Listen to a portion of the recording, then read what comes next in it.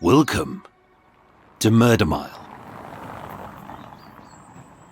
Today, I'm standing on Gloucester Avenue near Regent's Park, NW1. One street northeast of the bloody killing by the grieving elephant keeper. 4 doors down from the first possible victim of the Blackout Ripper.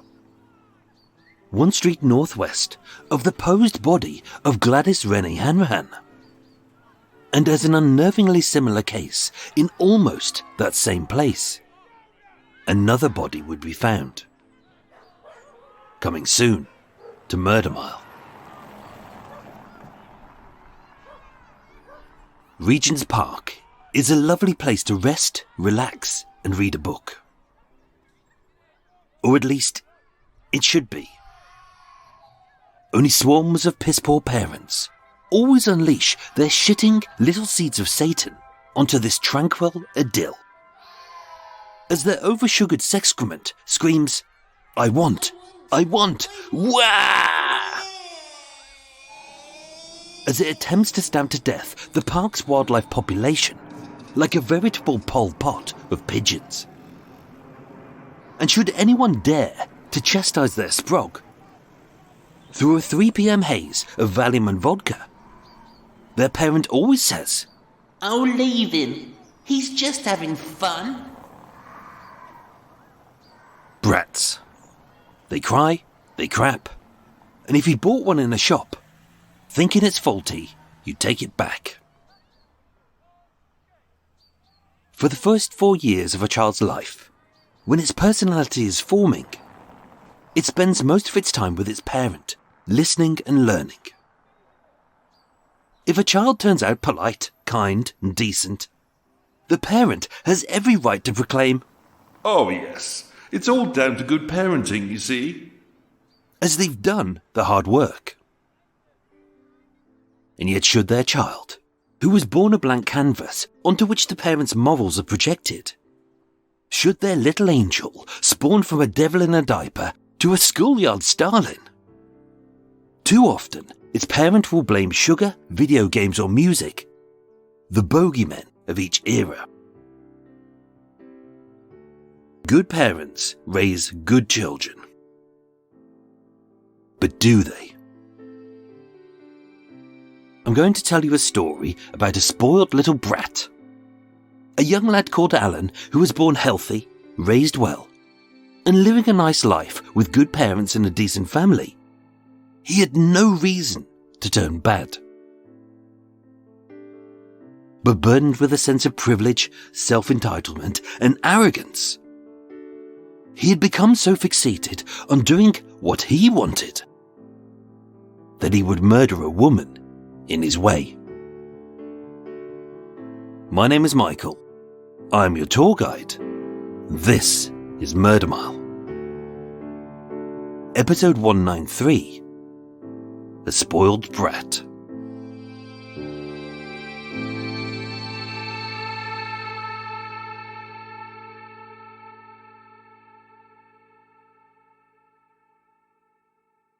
Parenting is unlike any other job. To do it, you don't need a license, qualifications, or training. Many parents are thrown in at the deep end with no knowledge of whether they will sink or swim. And although most get it right, some get it wrong, and for a few, a little mistake can turn into tragedy.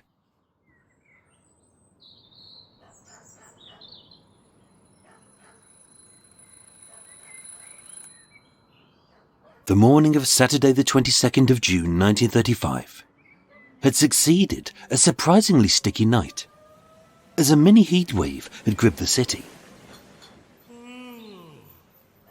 At a little after 7 a.m, the residents of 19 Gloucester Road, or Gloucester Avenue as it was later renamed, began to slowly stir from their interrupted slumber after a rough night's sleep.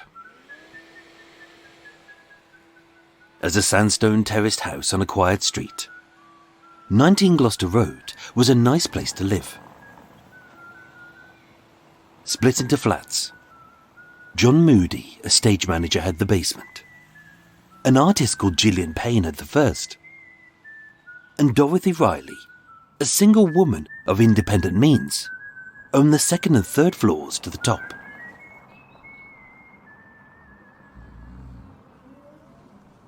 At 7:30 a.m, in the master bedroom on the third floor, 20-year-old Maxine Gann awoke and headed to the kitchen to make her still sleeping mother a cup of tea, as they were house-sitting for Miss Riley. As a slim, pretty brunette, who the young men flocked to with big grins and bulging pants. Although she dreamed of meeting Mr. Right, as Maxine was still too naive to bag a keeper. She lived in Shepherd's Bush with her dad Stanley and her short but formidable mother, 63-year-old Louise Gann.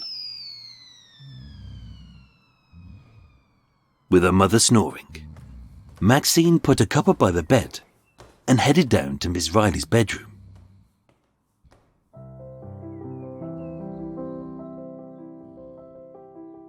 Being decorated in all manner of frippery, like lace doilies, delicate trinkets, silver jewellery, and a slew of porcelain oddments, with far too many shaped like cats. Her boyfriend, 28-year-old Alan Grierson, looked silly sleeping amongst this sea of old ladies' finery. But no matter what, she would always love him. Popping on his dark horn-rimmed glasses to absorb her beauty. In a well-mannered voice, Alan cooed, Good morning, Mickey, my sweet. And as the two pressed lips, both their cheeks flushed in tandem. Being so deeply smitten after 4 months together. Just 4 months from this point, Alan and Maxine would be days away from marrying, as this young loving couple prepared for a lifetime together. At 8 a.m, over a cooked breakfast, the two savoured this time together, in a posh flat surrounded by all the mod cons. It was a mirror of how their future could be. And with Maxine in her shop assistant's uniform, and Alan in a smart blue suit, black shoes, and a bright red tie, as a salesman for a prestigious car firm on Great Portland Street. It would be a lot of hard graft, but it would be worth it in the end.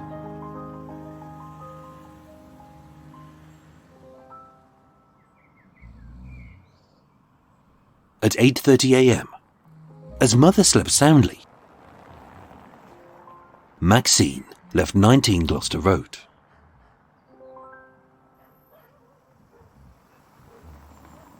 Having agreed to meet Alan later, to take her on a romantic trip to the seaside town of Torquay. From the landing, he softly whispered, See you at 1:20 p.m, my love. And the last thing she saw was her lover waving goodbye.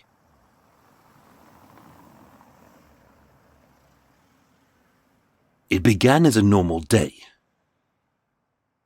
It ended with her world destroyed.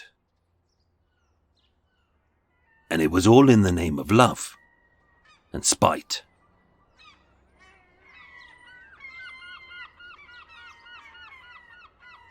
From 1907 onwards, Alan James Grierson had a blessed upbringing.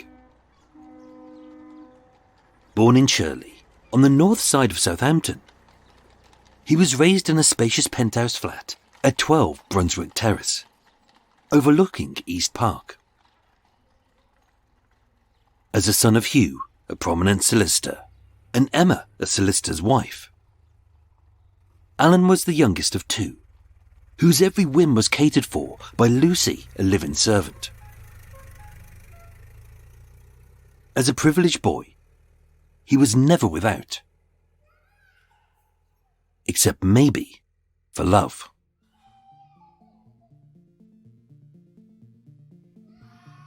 Little is known about his upbringing, so it's uncertain whether he was ruled with an iron rod, pampered like a preening prince, or was mollycoddled with too much love and not enough oxygen. Undeniably, he'd been raised to be well-mannered, cultured and polite. And yet he was also a spoiled little brat. Growing up, Alan easily fitted the mould of a 1920s middle-class gent. Dressed in dark smart suits, bright ties, and adopting the slicked-back hair and the horn-rimmed glasses of the silent movie star Harold Lloyd. Alan had the smooth, pale skin of a man who had never done a day's hard work in his life, and the plummy voice and slow, deliberate gait of a man of leisure, who hadn't a worry in the world. Alan cared for no one but himself. From a young age, he stole from his own home to fund his lifestyle. Everything he did was about his wants, his needs, and he didn't care who got hurt in his quest for cash. With no history of criminality, sickness, or insanity in the family, he was only injured twice in his life. Aged 8, he was briefly knocked unconscious by a cricket ball. And aged 18, he fell off a motorbike and ended up with a 2-inch scar to his skull. Since then, he felt perfectly fine, with no ill effects.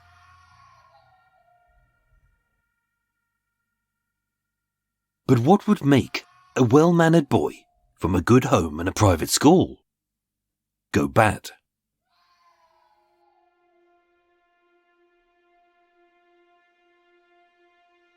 Age 19, having been released from prison for a string of petty thefts.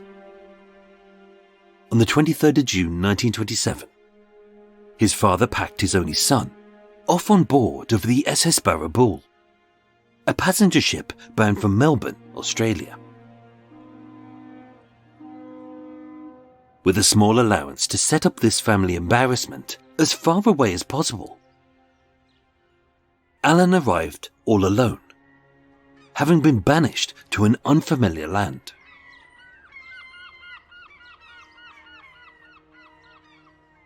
It could have been the fresh start that he needed,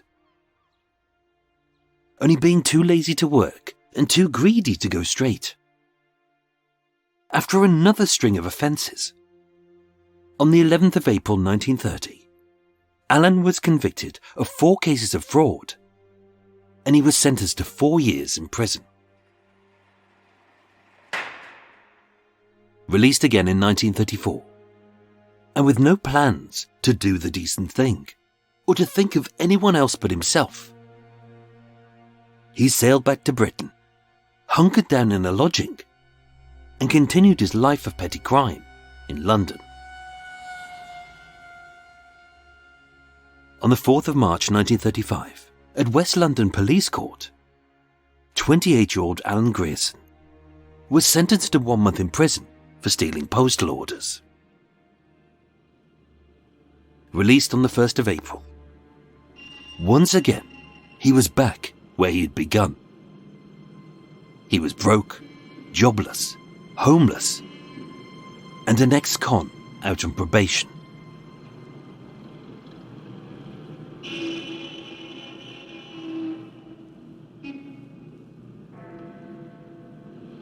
Born with big dreams, Alan wanted everything his life could offer. A lavish home, a fast car, a full bank account, and a beautiful wife who loved him without question. And yet, through his own selfishness, Alan had nothing. As this petty little thief had been disowned by every loved one he had stolen from.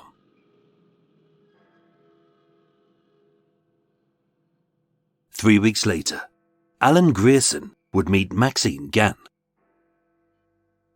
And yet their undying love would lead to murder.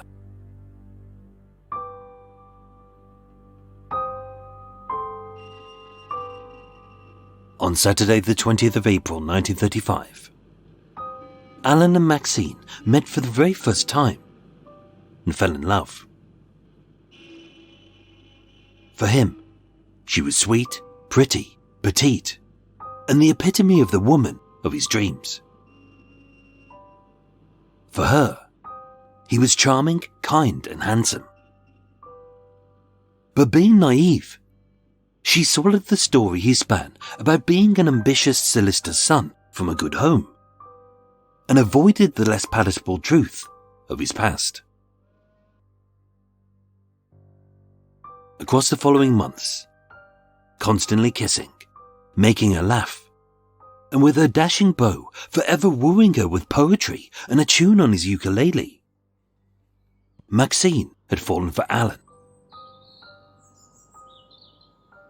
As Alan struggled to find work, having promised to marry her by her 21st birthday just a few months away, although Maxine was far from wealthy, out of love, she loaned him money, she gave him hope, she praised his ambitions, and as he had nowhere to live, she would find him a place to stay.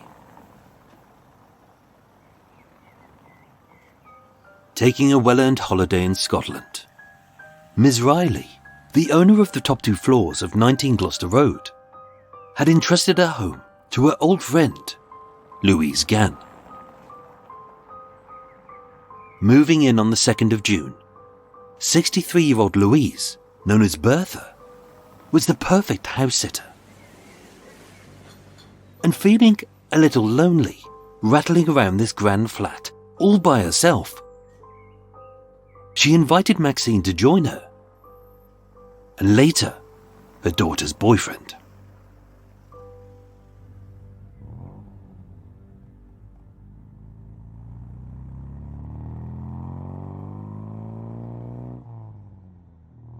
Alan's search for work was always fruitless.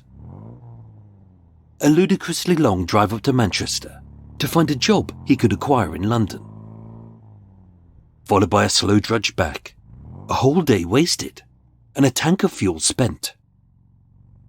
All funded by yet another loan from Maxine, which he always promised to pay back, but didn't.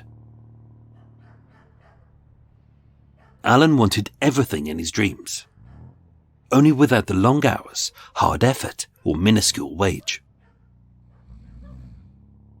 The answer was staring him in the face.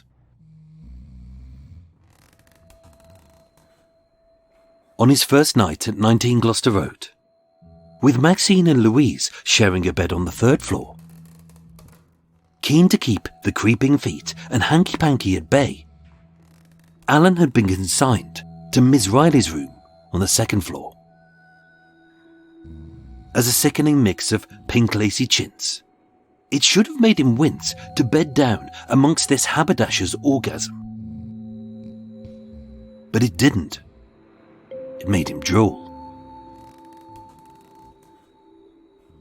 Inside a mahogany box lay Miss Riley's jewellery, consisting of 7 gold rings, 2 gold watches, and an assortment of gold bracelets, chains, tie pins, pendants, brooches, lockets, and a silver crucifix. They were special to her and cherished. But to him, he didn't think she'd miss 1 or 2. 4 days later, at J. Attenborough & Co. at 142 Oxford Street, Alan pawned for £5 a gold enamel brooch, a diamond and gemstone brooch, and a hair diamond and gemstone ring. With a seller's slip signed using the name Mr. J. Hoskinson, a builder who had given him work when he needed it. £5 was the equivalent of 2 weeks' wage for a man who worked for a living in 1935. As Alan didn't, and his windfall made no sense, Louisa went looking, and her eagle eyes spotted the open jewellery box and the missing items, taken from this self-contained flat, with only 3 people living in it. Feeling shamed, mostly for being caught rather than regretting his actions. Alan sent Maxine and Louise a written apology begging, "Forgive me, Alan." He enclosed the pawn tickets, as well as Alan's patent-pending cast-iron promise that he would get the jewellery back. As always, naively Maxine believed him, just as she believed he would pay back the money she had loaned him. And although Louise was not best pleased, as her withering glance would testify, at Maxine's request, he was led back into the house.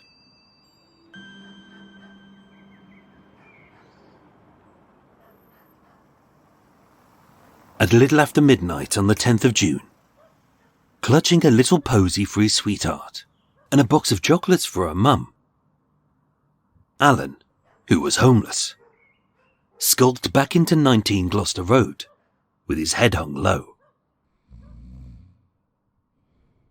Returning to the pink chintzy warmth of Miss Riley's room, Alan slept soundly that night. His mission was clear: to apologise to Louise and to prove his love for Maxine.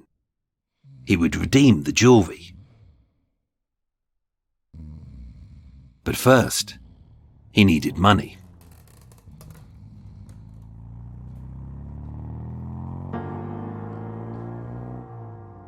On Thursday the 13th of June, having dressed in his one best suit, Alan returned home with a little something to celebrate. Having aced the interview, as of Monday, he would begin his career as a salesman for H.C. Paul, a respected motor firm at 90 to 92 Great Portland Street. On a decent salary, with his first week's wage packet in advance, he made a promise to give them £1 each of the £7 they had loaned him. And by the Monday, he was as good as his word. Given a fresh start, Maxine saw only the good in Alan. As to Louise, he seemed like he was trying. He left for work at 9 a.m. Mondays to Fridays, and with his wage, he treated his girlfriend like a princess. It all seemed to be going well. Maybe too well. And that's because a spoiled brat will always be a spoiled brat. The gifts were a ruse, the money was stolen, the promise was lost, and the job was a lie. As only a 2-bedroomed flat, Alan remained within the temptation of Miss Riley's room. With the mahogany box now locked by Louise, she didn't think for a second that he knew how to break in. But he had. On the 17th of June, he pawned a mix of old gold for £1 at A Forsyth in Victoria, a gold locket for £4 and 5 shillings at Sanders in Camden Town, a gold, diamond and emerald cluster ring for £4 at Wallace Davis & Sons WC1, and each time giving a new alias: A. Williamson, Mrs. Rawley, and even Mrs. Gann.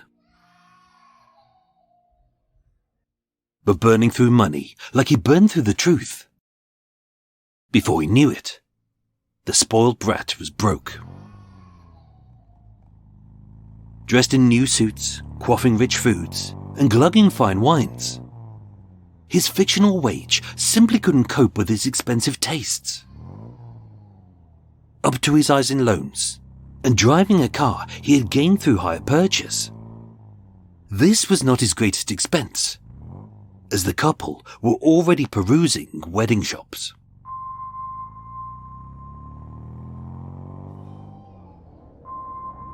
Alan wanted it all.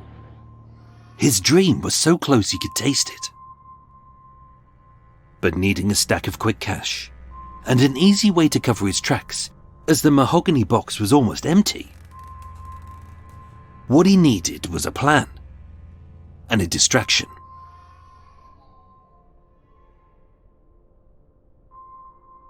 On Thursday the 20th of June, Alan, the kind lad with the good intentions, said he had to drive to the seaside town of Torquay as part of his job.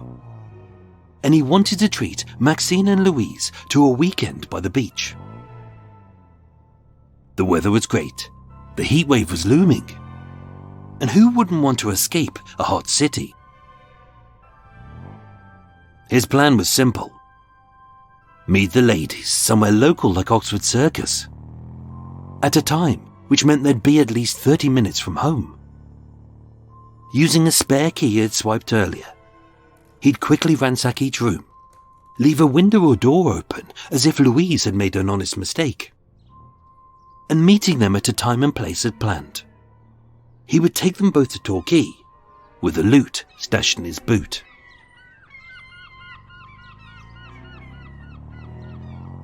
After a lovely weekend of sandcastles and ice cream, all three would return to the flat.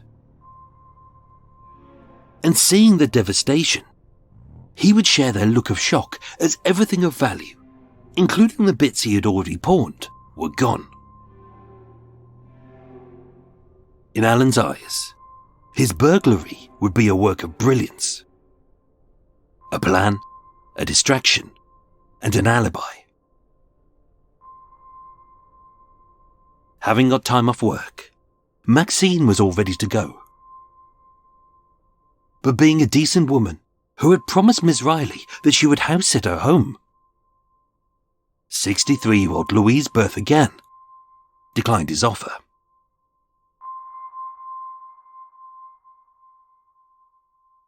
And with that, she had unwittingly signed her own death warrant.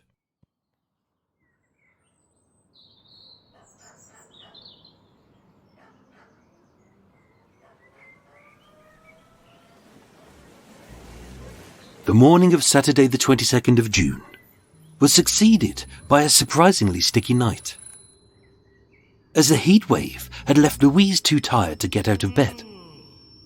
So Maxine made her a cup of tea.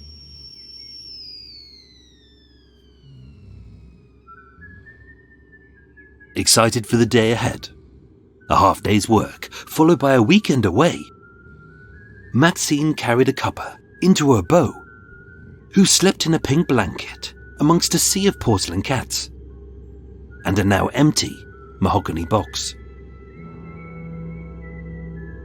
Popping on his horn-rimmed glasses, he cooed, "Good morning, Mickey, my sweet," as the two soon-to-be newlyweds pressed lips and blushed red. Only their happiness would come at a great price. At 8:30 a.m., dressed in their uniform, Maxine looked up the stairs to see Alan, wearing his blue suit and red tie for a job which didn't exist, standing on the landing as he softly whispered, "See you at 1:20 p.m, my love." And the last thing she saw was her lover waving goodbye.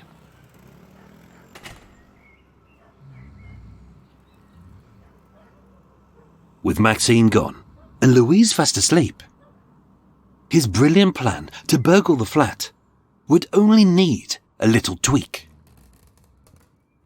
It was simple. As long as he was quiet, no one would be any the wiser. But nothing ever goes to plan.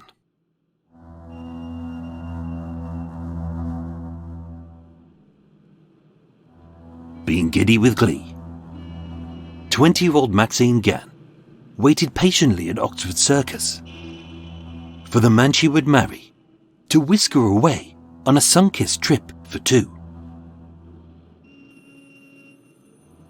But by 1:40 p.m, as Alan hadn't arrived, she phoned the flat, but got no reply.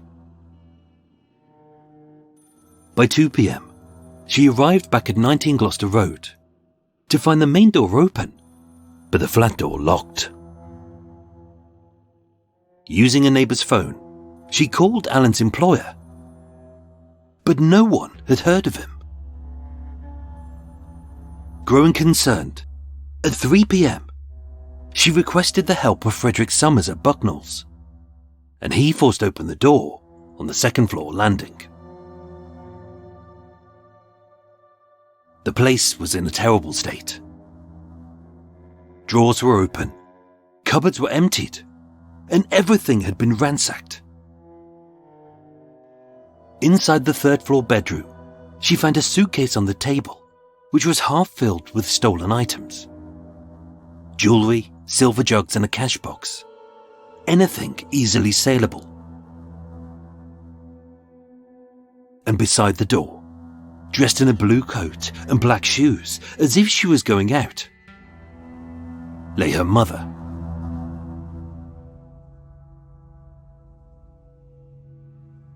Collapsed and unconscious, a bloodied flat iron lay nearby. This 1 kilo cast iron weight was matted with her bloodied hair, having been used by the burglar to bash in her skull. Having never regained consciousness, at 9:35 p.m. the next day, Louise Gann died of her injuries.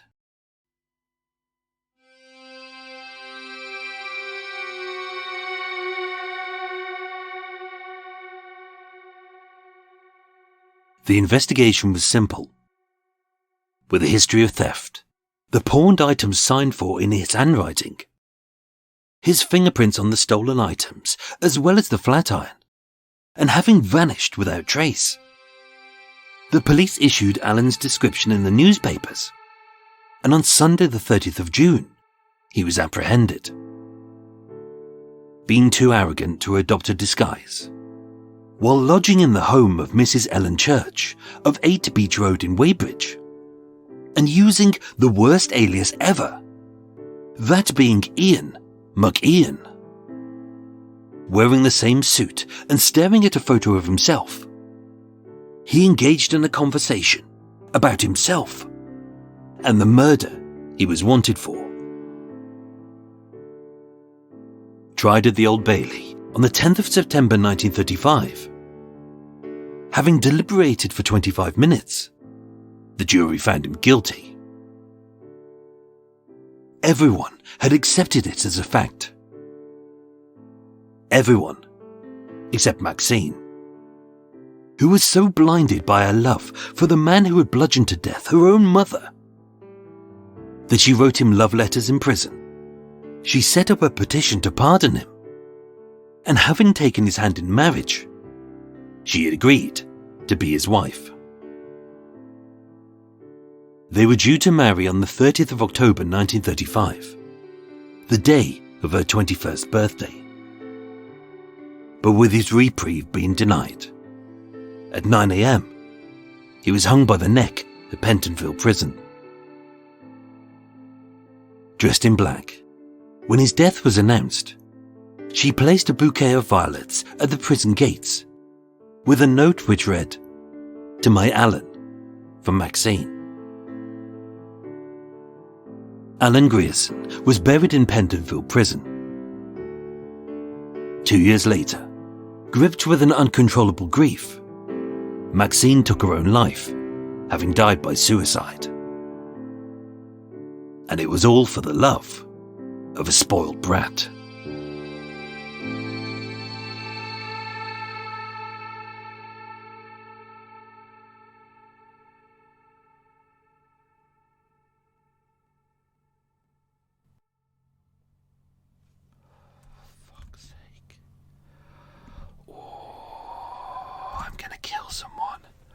I'm gonna kill someone today. Oh, for fuck's sake.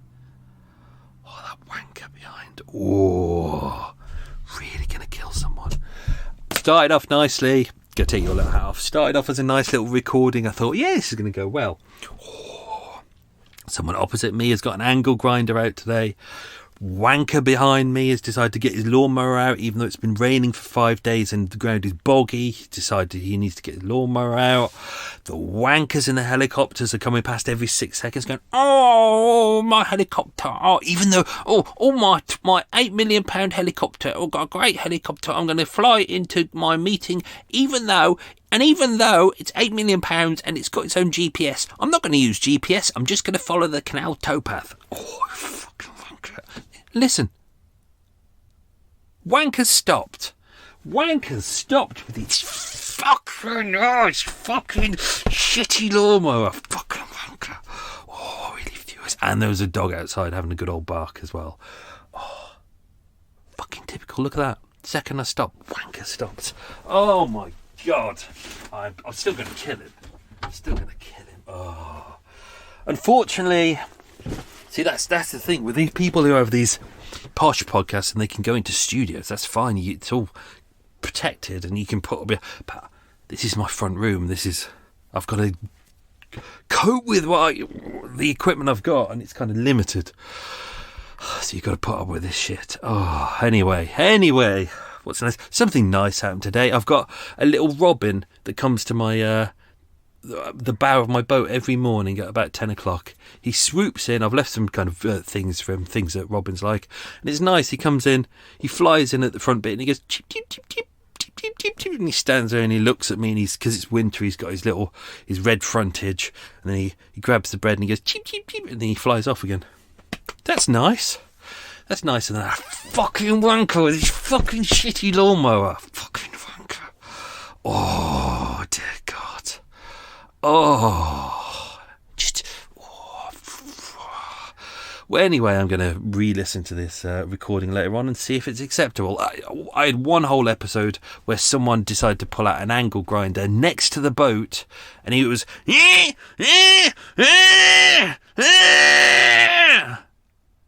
And then he'd stop for 30 seconds. And I go, oh! So I'd try and record in between the gaps of him not getting his fucking angle grinder. Oh, I'm really angry. Not getting his angle grinder out. And then, as I started doing this bit, he entirely stopped. He went away on lunch, so I had to redo everything. So I'm going to check that this audio, hopefully this will be okay. I've put pillows over my windows. I put my little sound muffler on. I'm going to do some little tweakery with the software on my edit suite. So we'll hopefully it'll be okay. So I don't want to have to redo all that. Oh, that's a pig to do. Do I want a cup of tea? I can't be arsed. I've got hiccups now. I got 5 this morning. Oh, but I do have. I bought a Belgian bun yesterday. Nice little coffee shop, a bakery up the road. Really good Belgian buns, and the cafe next door does really, really good hot chocolate. Really nice. And do you know what? They're not even bothered by me walking in there and setting up 2 laptops and my iPad and my phone and everything I need to charge. They don't mind that. They're all right with that. So, I'm happy to go in there. I'll do that in a bit. So that'll be good. Oh, right. What else is going on? Just powering ahead, really. Just trying to keep busy, get ahead of schedule. That's it, really. I'm hoping to have everything done, all the episodes done, ready for Christmas. So this one, I think this one is December the 1st. I should have everything done by then. I should be done. So the plan is to get some time back, as long as there's no more people fucking lawnmowering in November. Hopefully I can power through, go to the archives, do a bit, because I've been sneaking into the archives whenever possible to do some extra stuff to get myself ready for next year. So might do a little bit more than that, and then be, take some time off for Christmas. That would be good. Annoying helicopter going past.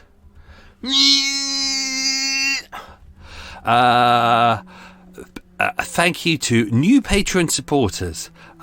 They are James Mothy Marks, Francis McCree, and Carla.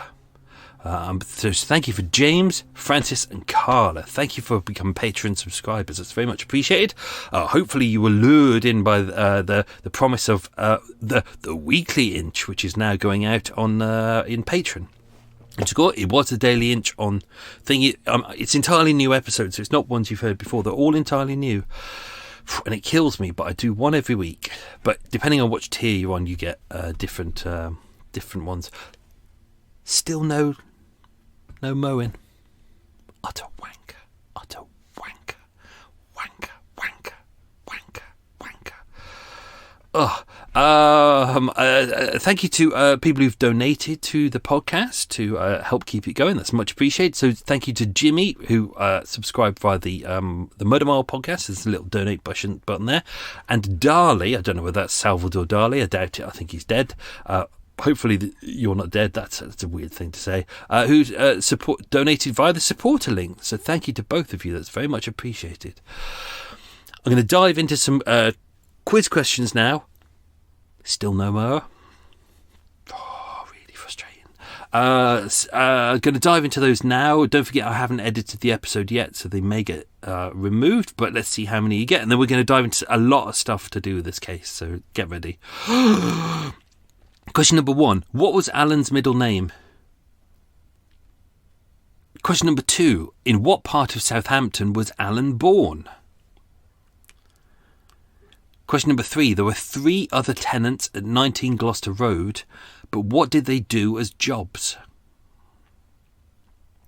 Question number 4. What did Maxine do as a job? Question number 5. How was Alan injured age 8? Question number 6. What city in Australia was Alan booted off to?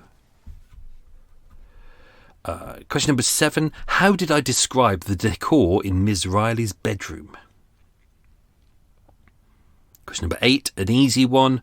What did Alan's dad do as a job? In fact, it's so easy, I haven't even written the answer here. Question number 9. What was the name of the car dealership Alan was supposedly a salesman at? There's a coot in the background. And question number 10, who broke down the door at the flat? Right, we'll do the answers to those very shortly. Right, let's dive into some stuff. I think something quite often what I do is I get all the information together. I go through the archives, I grab the police file, the court records, and I piece it all together. And the idea at the very start is I don't approach it knowing what story I'm going to tell. What I do is get as much information as I can, and then I go through the data and just see what there is and what the story, where it's kind of guiding me. There was a lot of information about this case in the court records, about all the details, about all the things that were stolen and stuff like that, and the timings and where people were at different points. But as I started writing it, I decided I wanted to write a story about a brat, about a spoilt little brat. So a lot of the information in the case kind of became redundant when I realised that. So we can dive into it here. So the investigation was headed up by Divisional Detective Inspector Leonard Burt. When he got into the house, he saw by the bedroom door there was a large quantity of congealed blood on the floor. So it's the third floor. If you're on Patreon, you'll see the planogram of this. There's a bedroom. They've got a little kitchen next door. They've got a sitting room and they've got a bathroom. And then downstairs on the second floor is where Miss Riley's bedroom was. There was blood staining on the door jamb, so on the entrance to the bedroom, and that was between 4'7" and 4'11" height, which is the same height as Louise Gann, so Maxine's mum. So clearly she had... See, because he never gave a witness statement, I went searching for Alan's witness statement, and he never gave any. He just professed his innocence throughout. So we don't know what he did, or we don't really know what happened. She was clearly asleep at some point. Maxine left. He was still in the house that morning. He stayed there waving her goodbye, as we've seen. We don't know what happened, whether he was creeping around the house, trying to rob it, and she disturbed him. I think that's the most likely outcome for this, but we just don't know. But clearly at one point... she was asleep, she woke up, she got dressed, she was on her way out. So it's likely that he was probably downstairs in Miss Riley's bedroom stealing stuff, and then he came upstairs to steal stuff, and she See, that's the question, is where she was at that point, because she was clearly, whether he went into the room and attacked her in the room so he could get in there, we don't know. We just don't know what happened. But there were, outside of the door, there were 6 small pear-shaped splashes of blood, a large smear of blood 3 or 4 inches in diameter at the bottom of the door. That's where she fell. The flat iron, which was used for ironing, that was inside the 3rd floor, which is where the kitchen was, so it was found on the washing board in there. Bedroom was in a state of repair. As mentioned, all the drawers were open, things had been stolen. He'd clearly got the brown suitcase, which was Louise's. He got that, he'd opened it up, he'd started to fill it full of things. He'd got a handbag in there, he'd got all the different things that he found, like all the silver jugs, bowl, silver cup, lots of different parts, jewellery, silver plates, all the things that he could sell. He was putting them into the suitcase so he could put them in his car and take them away, which was obviously what his original plan was going to be. But we don't know why he left it there. We don't know why he fled at that moment. That's what makes things interesting and weird. It's did he murder her first, or was he upstairs stealing stuff and then she found it? But where was she at that point? This is what we don't know. Or maybe because don't forget, Maxine didn't find her mum until much later, and the police never really, because she didn't die until the next day, we don't know what time she was attacked, which makes things difficult. The witnesses saw nothing, they heard nothing, so we don't have a timing for this. So maybe he was still in the flat making up a cup of tea. Maybe she woke up, put some clothes on, and was like, oh, I'm going to go out and do something, do some shopping or something. And maybe he thought, oh, brilliant, that's a great opportunity for him to steal stuff, although that would have been a terrible opportunity for him, because she would have seen him as the only person in the house. So we just don't know what's going on. There was a shopping bag found on the 2nd floor, and a key which fitted the bedroom for that landing as well. So he'd clearly stolen that, but they could never find the key which gave him access to the flat. So we don't know whether he did actually steal it or really what was going on. It's a really, really confusing thing to do. The flat iron was found on the draining board in the kitchen. It had blood stains on it and hair stuck to it. Dr. Lyons said the hair was similar to Mrs. Gann's. This is in an era where they really couldn't prove exactly where the hair came from, but he said that the colour matched hers. When the police went around, they were able to find all of the things that had been stolen, and in all of the pawn shops that he'd taken to. So we got a list of those. I've mentioned all of them in the episode, so I'm not going to go through them again. But you can see that he did it on the 7th, he did it on the 17th. So all of those are in the episode, but also on the 22nd. So on the day that he committed the burglary / murder, he'd at Frederick Barry on Jermyn Street, so just off Piccadilly, he sold a condiment set in a leather case using the name A.J. Williamson again. It was later sold to a customer, so they were unable to retrieve it, unfortunately. The mother she never recovered. She remained unconscious, and she died at 9:35 p.m. the next day at St Pancras Hospital. Autopsy conducted by Sir Bernard Spilsbury. He said there were 3 acts of violence committed to inflict the head wounds. So in total there were 2 fractures to the head, but he said there was one which was, I think it's to the front of an abrasion to the left of the eye. So he was unsure whether that was her being punched or where she fell on the ground. He said there was a bruise on the top of the right shoulder, so there's a potential that that's either where she fell or where he may have kneeled on top of her to keep her down. But she was hit twice over the head with the flat iron, causing an extensive brain hemorrhage, fractures to the skull and a brain hemorrhage. She wouldn't have recovered from that, especially in that era as well. So there she lay and she bled to death. Investigation was quite simple. They called up Frederick Cherrell, the head of the fingerprint lab at Scotland Yard. He turned up and Alan's fingerprints were everywhere. and his fingerprints were at the top of everything. So that means he was the last person to touch these items. So the cash box that was found, which had taken from the wardrobe, that had his fingerprints on it. The suitcase had his fingerprints on it. Everything in Miss Riley's room, the jewellery box, all the things they found at the pawnbrokers also had partial fingerprints of his on there. He had taken his suit to the dry cleaners and had it cleaned, but there were still traces of blood on it. I didn't put this in the episode. It was something I wanted to do, but I didn't. I felt it kind of slowed stuff down at that moment. So Alan was meant to meet up with Maxine at Oxford Circus, which he didn't do. Obviously, because his plan was really to do the burglary and then to kind of get in the car, bugger off, have the things hidden away, and then sell it off when he needs to. Then come back and go, oh my God, the house has been burgled. But because he'd murdered her mother, it kind of makes it a really difficult situation for him. So he fled. He just took the stuff and fled, even though he loved this woman. Apparently, he murdered her mother and then fled. So the police pretty much knew that it was him. All of the evidence says that it was him. So they put his photograph in the papers, and it went out across Monday the 24th, but also the 29th and 30th, because it was posted outside of all of police stations, and someone had said that they'd seen him get into a 6-wheel lorry in Darlington on the 26th. We're unsure if that's right. Others had cited him in Guildford, heading towards Brighton and Worthing, which is most likely to be him. They put his photo, but also a full description of him in the papers and what he'd done and what he was like. And so that all the docks were being watched, all the police stations, pretty much everything. So they'd really put out a full-scale search in order to find him. Over quite a few days as well. But, so he was hiding out for a bit. He'd spent a little while in a tent.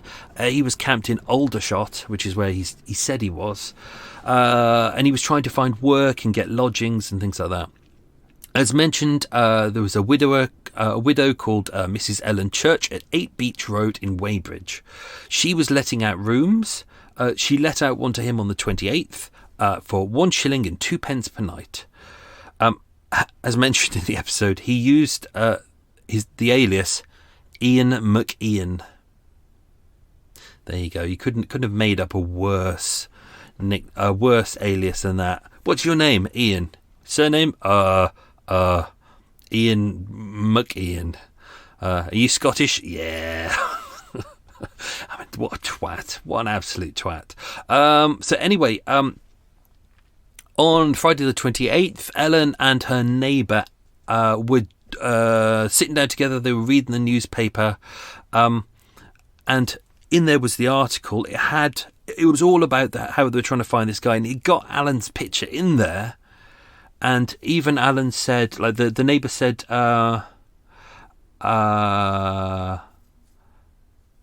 what did you say the name was? And Alan said Grierson, Alan Grierson, meaning the person in the paper. But that was him. So they recognised it was him. They didn't kind of make him aware of it at that point. And by the Sunday the 30th, they called the police. He was found still wearing the blue suit. He's in the house. Hang on, this is the bit I wanted to get to. He was in the house. The police turned up. Police saw him and said, are you Alan Grierson? He lied at that moment. He said, I'm Ian McIan. He said, I've been travelling for 18 months. I don't know who this Alan is. And they looked at the picture. They said, come on, it is you. And he was like, yeah, okay, it is me. That's fine. Before I get taken to the police station, he said, his exact words, may I go upstairs and put on my collar and tie? Because this is the 1930s, and obviously a man always wears collar and tie. So they said, yeah, of course, that's fine. So he went upstairs into his room to put on his collar and tie. The police were a little bit concerned. They went upstairs and they caught him trying to climb out the window like a twat. And then he said, I'm sorry, I've been really silly. Didn't mean to do anything wrong. He did actually say that he was trying to see if there was something wrong with the roof. Of course, there wasn't anything wrong with the roof. And he was arrested that day, taken to Weybridge Police Station, and eventually the police from Scotland Yard came down and picked him up. He was remanded at Brixton Prison. he didn't really give a much of a history of his past. It's weird. He doesn't seem to want to talk that much about it. So, yeah, we don't. Which is why we don't really know that much about it. But yeah, he had a little cut to his scalp. No signs of fractures. He seemed rational. He seemed very controlled. He didn't. They said he didn't seem like a massive nut job, and he was declared fit to stand trial. Ooh, got burpees. His committal was on the 2nd of July, at Marylebone Police Court. Where was it? He was apparently distressed, shaking, and asked for water and a cigarette. He buried his head in his hands, looked up and said, "Isn't it funny the pain and suffering one person can make for others?"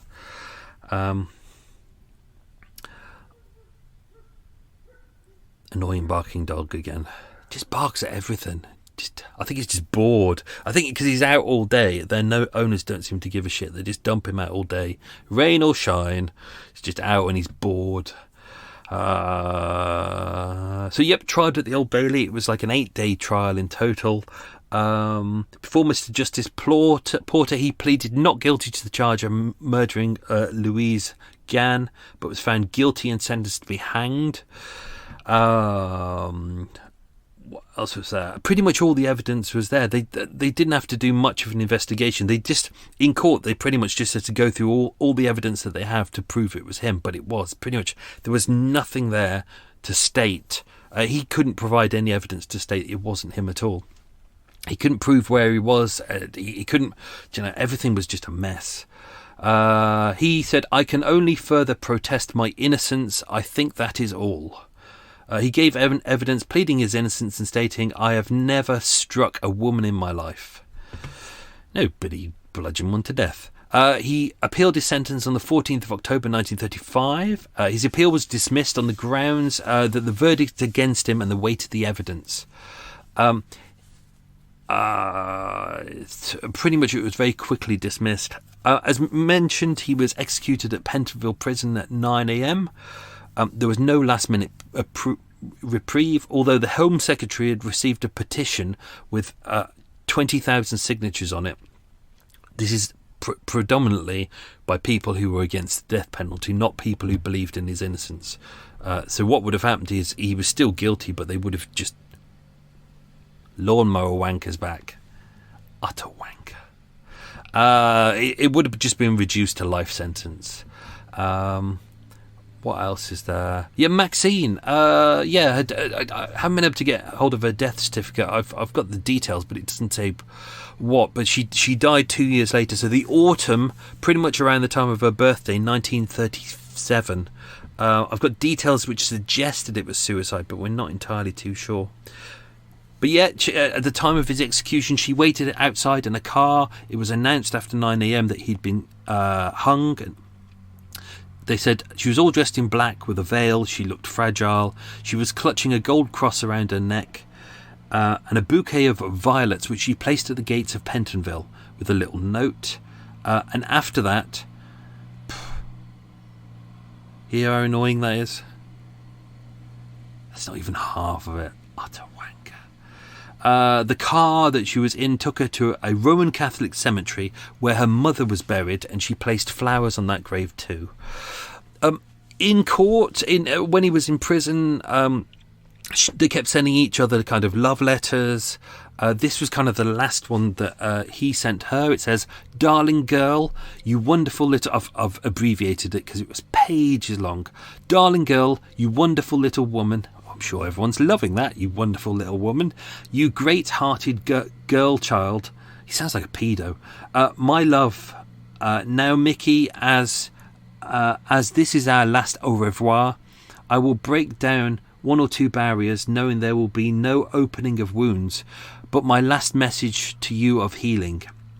And so I love you, my sweetheart, with limitless, boundless love.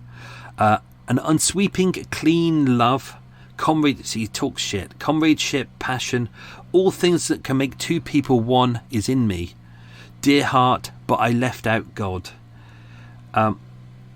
We have lost And yet we have won, for we have found great spiritual love, and when our bodies are mere clay, this love will endure. This is our reward. Little one of mine, I am brave. Do you be also twat. For courage is our courage. Never fear or doubt, God is with me. I doubt it. And I shall pass quietly. I doubt it. My Mickey, my darling little sweetheart child, I love you. Anyone who calls their wife a child is just like, you might as well just call yourself a pedo.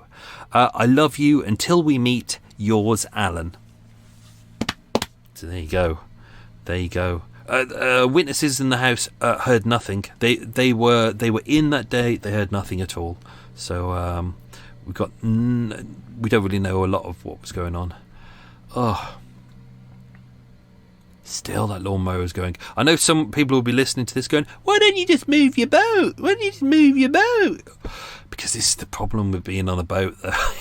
You get like, here has been peaceful, utterly peaceful for the last week, utterly peaceful, and then Wanker has to start doing his mowing today at this second, has to start doing it now. If I move it down there, it'll be perfect, and then I'll move somewhere and it'll all be noisy again. It's always the same.